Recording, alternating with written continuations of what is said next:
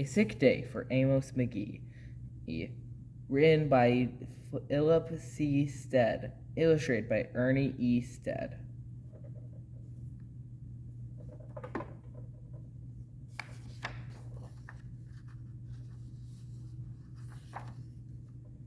Amos McGee was an early riser. Every morning when the alarm clock clanged, he swung his legs out of bed and swapped his pajamas for a fresh pressed uniform.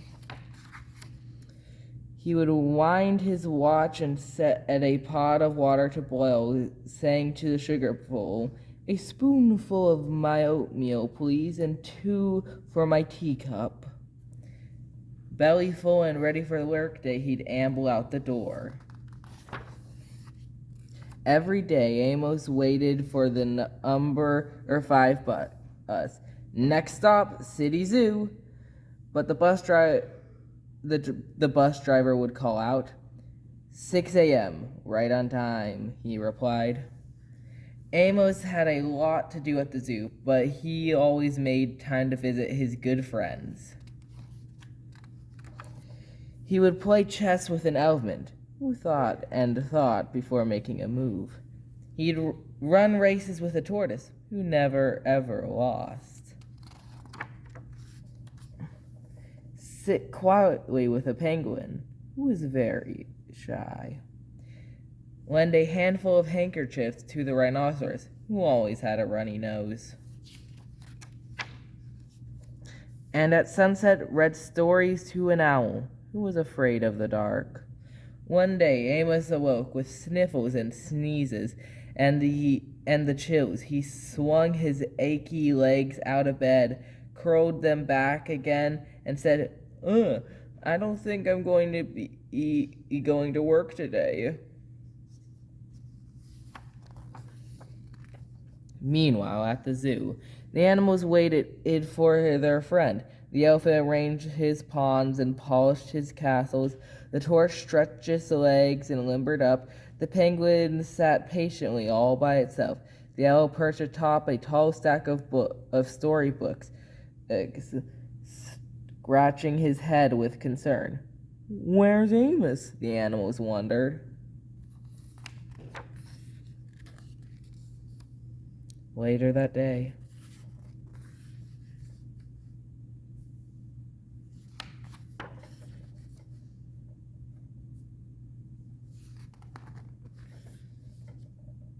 "Hooray! My good friends are here." The elephant prepared a game of chess. Amos thought before making a move. I'm too tired to run races today," said Amos to the tortoise. "Let's play hide and seek instead." The tortoise hid inside its shell. Amos hid beneath the covers. Amos yawned. "I could use a nap." The penguin sat quietly, keeping Amos's feet warm.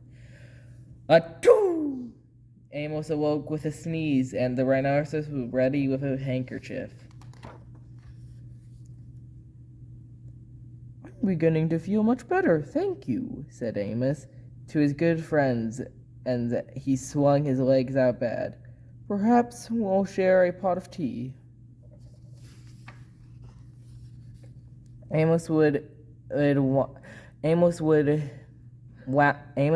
his alarm clock. It's getting late," he said. "After all, we have a morning bus to catch." So Amos said a good night to the elephant, a good night to the tortoise, a good night to the penguin, a good night to the rhinoceros, and a good night to the owl, who, knowing that Amos would be afraid of the dark, read a story before turning out the light.